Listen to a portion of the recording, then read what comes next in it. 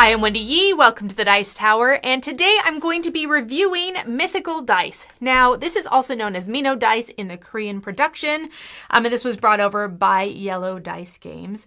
Now, this is a trick-taking-esque dice game with lots of dice checking, so let's go ahead and get into this. In Mythical Dice, players are trying to score the most points across 8 rounds. Now, the round begins with everyone drafting dice from the good old dice bag, and they're going to draft dice based on the round number. So in round 1, players are going to draft 1 die. In round 2, players are going to draft 2 dice, and so forth. They will place them behind their shield here, and then they're going to bet on how many tricks they think they're going to win. The way that this betting takes place is that everyone's going to put their fist out, they're going to say, Mino Dice, and then they're going to put out how many fingers they think they are going to win. Their bet will then be placed in these gray columns here, and then the round will continue. Starting with the first player, the player who has the die bag, they're going to pick one of their dice to roll in front of them, and then everyone will follow. If they have the same color, then they will roll the same die, and if they don't have the same color, then they can choose which die they want to roll. The player with the highest scoring die is going to be the one who's going to win that particular trick, and then whoever wins that trick is going to lead off again. Let's take a look at this player aid over here. Now this shows all of the dice faces and their possibilities, and then it also shows you how the tricks are won. So flags that are rolled are the least, and they are almost automatic losses, though if you all roll flags, then it's whoever the last player to have rolled a flag will win. But then on top of that, we have numbers based in number order. So the higher number will beat lower numbers, and they will all beat flags. And then finally, we have these beasts up here. We have the griffin, the mermaid, and the minotaur. And they're going to beat each other in a rock, paper, scissors fashion. And as you can see, there are extra point bonuses over here if the mermaid beats the minotaur or if the minotaur beats the griffin. But then any of those die faces will beat numbers and flags. Now, if you take a peek over here at these dice faces, you'll see that the specialty dice have flags on them. So when you roll them, you're not guaranteed to be able to win the trick if everybody else has a number. Last, I want to talk about scoring. So let's talk about if your bid was correct on a turn. If it was correct and you bid over 1, then you'll gain 20 points per trick that you won. If you bid 0, then you're going to get 10 points for whatever the round number is. So if it's round 8 and you bid 0 and you won 0, then you would get 80. Whereas if you're on round 1, you'd only get 10.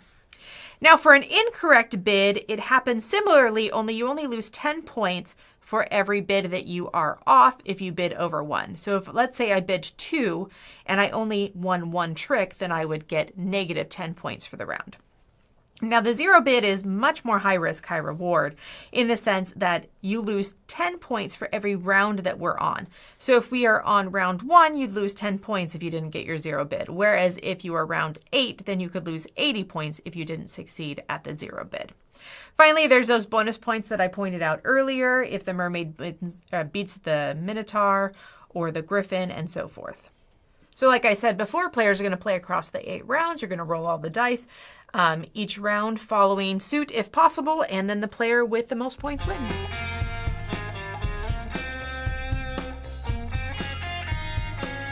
All right, so I want to start off with this idea that Mythical Dice is a trick-taking game. And in some ways it is, and in some ways it isn't. So in the rules, they do say that they're tricks that you're winning, and you do follow like in a trick-taking game. But if you are a big trick taker and you really enjoy being able to, count the cards and control the tricks and lead off and all that kind of stuff, you might not love this. This might not be your game because this is definitely a dice checker first and a trick-taking game second. So it's really a dice checker that has a few of those trick-taking elements added to it. Now, that being said, if I were to rate this as a trick-taking game, my score would be much lower, but I'm going to rate this as it is. This is a dice checking game, and I know what I'm getting into playing this. Now, I want to start off with this idea of the specialty dice because I think that they're very fascinating. So you have 4 dice faces that are, the Minotaur or the Mermaid or the Griffin, but they have those 2 dice faces that are the flags, which are basically auto losses. And so when you're going into this, you can definitely play the odds And so you know what you're getting into. You're like, okay, I have a green. I know that this is very likely going to win something, but at the same time, it might not. And so I think that that element thrown in means that you're not just going to win based on what your draw is, but instead you have that element of luck and surprise, which we want in dice games, right? We want to chuck and throw the dice and have those stand-up moments where you're like, oh yes, I won. Or those really rough moments where you're like, I didn't want to win any more tricks. Please, please, please. Don't let me win this one. So I think this game is great for that. Also, there are a ton of dice in the bag, and you don't really pull any out when you're playing with lower player count games. And so I think the lower the player count, the more randomness you even have, in the sense that people could have none of those specialty dice. They could just have a handful of grays, or they might have, you know, tons of those really special dice, and then you're trying to bet based on a lot of knowledge that you don't have. And so there are those moments as you're going around that someone's holding on to one of those Minotaur dice, and you're playing and you're playing and you're playing, or think, I've got this, I have a red die, I'm gonna win, and then someone busts out, you know, with their green or with their brown, and they're like, ah, they won. So I think that if you're looking for those really exciting moments and those dice chucking moments, I think that this game does exactly that. If you're looking for something that you're trying to, you know, bet and really win exactly what you bet, it's going to be a lot harder, and it's going to have some really big swings. I think that this game has a very high risk, high reward element to it, in the sense that as you move along, you could bid 0 and maybe earn 80 points in the last round, or you could lose 80 points. You also, when you have that little rock, paper, scissors amongst the fancy dice, you could win 50 points.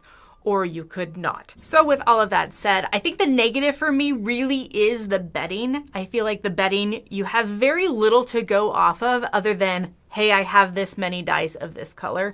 And so I feel like the swings in the games can be pretty intense. You can just have a game where you are just constantly down by one trick and you never win any points. You're just negative, negative, negative, negative.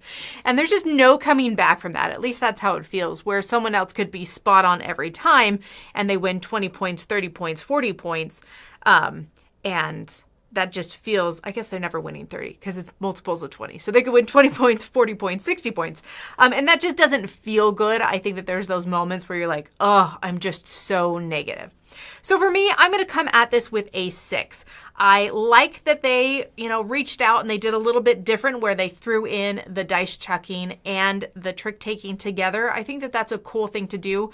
I do, however, when I'm wanting my dice checker games, I want a little bit more decision space. And I feel like, especially in the first handful of rounds, there's not a lot of decision and a lot of choice. You're just kind of throwing out the dice that you have, because you don't really get to pick your colors.